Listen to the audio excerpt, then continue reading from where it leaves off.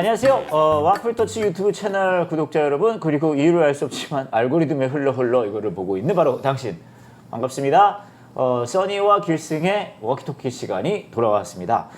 이 시간에는 저희가 세상의 문화 콘텐츠, 핫한 거, 오래된 거, 뭐 유명한 거, 안 유명한 거, 그런 콘텐츠를 가지고 이런저런 이야기 나누는 시간인데요. 저와 함께 이 시간을 꾸며주시는 분이시죠. 싱어송라이터 이길승님 함께 하십니다. 안녕하세요. 안녕하세요. 오늘은 제가 최근에 본 많은 분들이 재밌게 본 드라마, 우리 길승님도 재밌게 보셨다고. 그렇죠. 네. 네. 바로 나의 해방일지 이야기를 해보려고 합니다.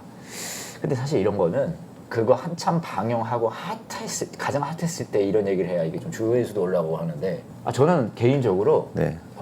뭐랄까요, 그 생방이라 그러나요? 본방. 본방을 못 쫓아가요. 그거 쫓아가기 쉽지 않죠. 그렇죠. 그리고 저희 가정은 본방이라는 게 없어요. 아, 그래요? TV가 없기 때문에. 가정 문제까지 가는 겁니까? TV가 없으면 본방을 할 수가 없어요. TV는 저희도 없는데 대단하지 않습니까? 집에 TV가 없는 두 사람이 드라마 얘기를 할 건데요. 제가 이 드라마 얘기하고 싶다고 하니까 기승님께서 이 드라마 할 얘기가 진짜 많다는 거예요. 저도 한 편만 하려고 그랬거든요. 여기에는 굉장히 이제 뭔가를 쌓아 오신 것 같은데, 쌓아가지고 어찌됐건 간에 나의 해방일지라는 드라마고요. 대략 줄거리를 좀 한번 설명을 해주시죠.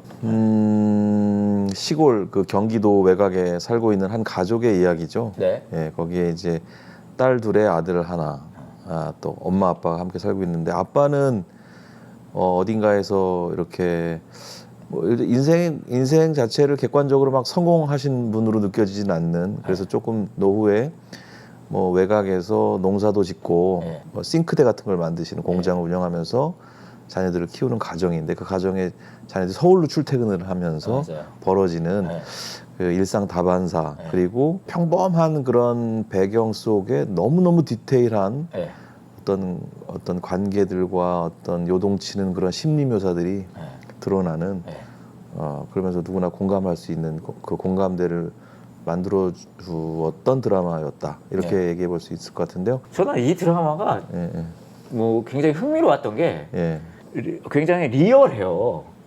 무슨 말이냐 하면, 뭐 저는 경기도권에 살지 않죠. 우리 길승님 경기도권에 사시잖아요. 그렇죠. 그래서 직장도 나름 서울이라고 하실 수 있고. 제 경우에도 해당돼요. 그렇죠. 네. 근데 경기도에 살면서 서울로 출퇴근하는 그 자매, 이제 남매죠. 남매들이 직장 생활하면서 사회생활하면서 인간관계하면서 하는 그 얘기들이 너무 리얼한 거예요. 누구나 그거를 맞다, 저런 경험이겠다, 저런 느낌이겠다. 대사도 굉장히 리얼하게 하잖아요. 그래서 그런 지점들이 많은 사람들한테 공감을 끌어내지 않았나. 맞아요. 특히 그 출퇴근을 하는데 버스를 한번 타고, 마을버스 같은 걸 한번 타고 동네에 있는 이제 지하철역에 가서 지하철역에서 그 지하철을 타고 또 한참을 또 가야 돼요. 제가 기억하기로는 뭐 또 한번 갈아타야 되는 걸로 알고 있거든요. 사당역인가 어디서 또 갈아타야 돼요. 그러고 이제 직장까지 가야 되는. 근데 그 과정이 누구나 이제 수도권에 살면서 이런 그 삶을 사시는 분들이라면 경험할 수 있는. 그렇죠. 그런 지점이 많은 분들에게 우선은 딱 관심을 끌지 않았나, 그런 평범성, 그런 생각이 들었거든요. 그러니까 어떤 고달픈 그 현실들이 굉장히 좀 바탕에 있는데, 이제 그것만 비춰줬으면은 그닥 어떤 뭐 긴장감 같은 거가 금방 없어졌을 텐데, 그 마을에 어떤 미지의 인물 하나가 이게 같이 작업을 하는데, 그 사람이 누군가에 대한 궁금증으로 출발을 해서 어떤 긴장감을 놓치지 않게 하는 장치들이 굉장히 잘 구성이 돼 있었던 것 같아요. 그러니까 이 드라마 세팅이 너무 흥미로운 게 굉장히 평범하고 현실적인 얘기를 깔아요. 그러니까 거기 대사 중에 그런 게 있어요. 우리 동네는 살인 사건 같은 거 특별한 일 전혀 일어나지 않는다, 이런 대사를 그 아들이 하거든요.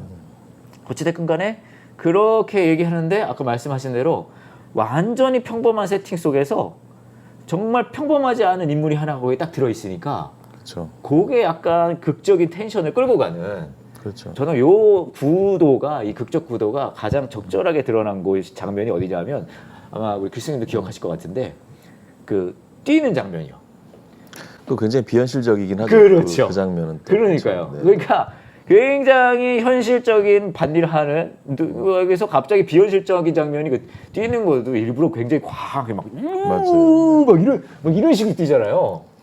그러니까 그거가 거기서부터 거의 극적 전개가 좀 달라지지 않나. 근데 이제 제가 그 세팅이 네. 그 세팅 자체가 그 상징적이라는 생각이 드는 게 네. 그 나의 방 일지를 보면서 쾌감을 느끼는 지점이 그런 데 있거든요. 그러니까 너무나 우리에게 익숙하고 네. 평범하게 받아들이고 있는 네. 그런 소위 선입관 아니면 그냥 우리의 그냥 습관들 네. 이런 것들에 대해서 한 번씩 다 질문하게 만들어주는 게 있어요. 그러면서 새로운 방식이 있어라는 것에 대해서 다시 한번 일깨워주는 네. 그런 놀라운 그런 그 감정들을 제가 갖게 되더라고요. 보면 그 세팅하고도 닮아 있어요, 그죠? 그렇죠. 그 평범함 속에 그 고달픈 평범함 속에 반짝이는 어떤 비범함 같은 게 네. 이렇게 탁 생기잖아요. 네. 제 신앙에 대해서도 굉장히 많이 돌아보게 됐어요. 사실 저는 그거 보면서. 사실 이 드라마는 네, 신앙적 네. 요소가 엄청 많이 들어가 그렇죠. 있거든요. 제가 정말로 와 굉장히 매우 성경적이다. 약간 이런 생각도 했었으니까. 곳곳에 있어요, 곳곳에. 예, 예. 그리고 계속 얘기해볼 만한 네. 그런 내용들이 있다고 생각하는데 저는 아까 말씀드렸던 지금도 조금 얘기해 주셨지만 그 평범함 속에 그 비범함을 주는 저는 영향력이 있다고 생각하는 게 이 여자 주인공 있잖아요. 이 여자 주인공이 이제 회사에서도 막 힘들고 다 힘들고 그러잖아요. 그리고 막 치이고 살아요. 그러다가 이게 그거가 상식적으로 드러나는 게 이제 취미반 같은 거를 동아리 활동 같은 거를 막 하라고 하는데 그게 막 치이고 있다가 이 여자 주인공이 갑자기 자기가 하나를 만들겠다. 그가 얘기를 하잖아요. 근데 그 시점이 어디냐면 그 미스테리한 인물 네. 구씨와 엮여지는 상황에 연이어져서 이루어지거든요. 그러니까 굉장히 평범한 삶에 치이면서 살다가 비범한 인물이 등장하고 거기에 엮이면서 또 흥미로운 게 한동안은 안 엮이고 살아요 그냥. 그렇잖아요. 그냥 일상 속에 일상을 그냥 살아요. 그러다가 어느 날 갑자기 가서 너 나를 추앙하라고. 이때부터 이 추앙도 사실 굉장히 이 뭐랄까요 신앙적 언어이긴 한데 이제 영어로 하자면 저는 월십이라고 생각하거든요. 그게 어찌됐건 간에 거기서부터 전환점이 일어나더니 이 주인공이 이제 자기 자신을 해방해가는 방식으로 이렇게 연결되는 걸 보면서 이 평범한 세팅에 비범한 인물이 주는 영향적인 부분이 있나 보다 그런 걸 또 좀 봤거든요. 그렇죠. 근데 그게 갑작스러워 보이지만 네. 그 또 갑작스럽지 않은 현실이죠. 그 드라마를 본 사람들은 이미 그 안에 있는 감정의 흐름들을 다 알고 있었을 거라고 생각이 들거든요. 수시로 왔다 갔다 하잖아요. 네. 거기를. 맞아요. 그리고 계속 엄마 심부름을 핑계로 왔다 갔다 그렇죠. 계속 하면서 뭔가 감정이 네. 일어나 있었다는 것에 대해서 네. 그 장면이 그냥 약간 뭐랄까 뭐 페이지를 한번 이렇게 열어주는 느낌이지 갑작스럽진 않다는 생각이 들긴 했어요. 저는. 어느 정도 빌드업이 되어 있는 그렇죠. 상황인 거지. 그러니까 이제 많은 사람들이 그렇게 살잖아요. 아직 표면적으로 드러내고 있지 않지만 가득 이렇게 뭐랄까 가득 차 있는 어떤 감정들을 가지고 살고 있는데 네. 그런 것들을 잘 드러내주는 거여가지고 그거 너무 재밌었어요. 그런 부분도 참 재밌었고 네. 또 전체적으로 보면은 이 해방이라는 단어가 그렇죠. 또 그게 교회 네. 이름이었어요. 그렇죠. 해방교회가 늘 해방교회. 나오는데 네. 해방이라는 단어 자체 제목이 주는 네. 그냥 어떤 그 이게 땡겨 받는 어떤 상쾌함 같은 게 있어요. 내용을 그렇죠. 뭔지 몰라도 네.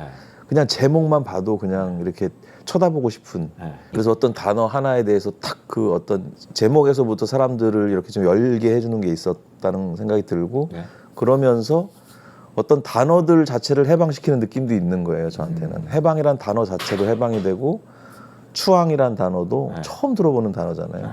결국은 사랑 이야기로 저는 마무리된다고 생각하는데 네. 사랑에 대해서 다시 한번 또 어떤 지점에서 돌아볼 수 있게 해주지 않는가. 그러니까 평범한 단어들이나 그 안에 비범함이 있다는 것을 다시 한번 깨닫게 해주는. 그러니까요. 그러니까 그 일상 자체가 평범하지만 그 안에 엄청난 아름다움들이 있었다는 것을 돌아보게 해주는. 저는 그거 그런 보면서 게 생각한 있는 게 거죠.